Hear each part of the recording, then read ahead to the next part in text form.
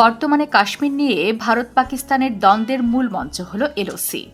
LOC এর পূর্ণরূপ হল লাইন অফ কন্ট্রোল, যা দুই দেশের মাঝে অদৃশ্য এক সীমান্ত রেখা।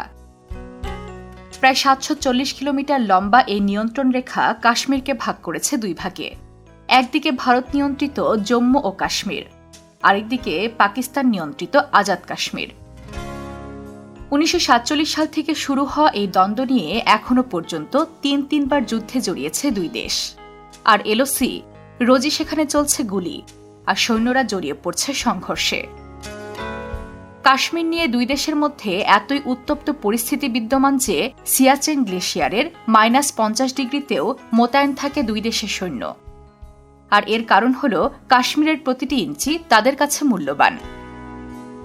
এলওসি শুধু একটা রেখা নয়, এটা দুই জাতির অসমাপ্ত ইতিহাস। এমন সব তথ্য জানতে সাবস্ক্রাইব করুন বিশ্বপ্রান্তরে চ্যানেলটি এবং ভিজিট করুন আমাদের ওয়েবসাইট বিশ্বপ্রান্তরে.com।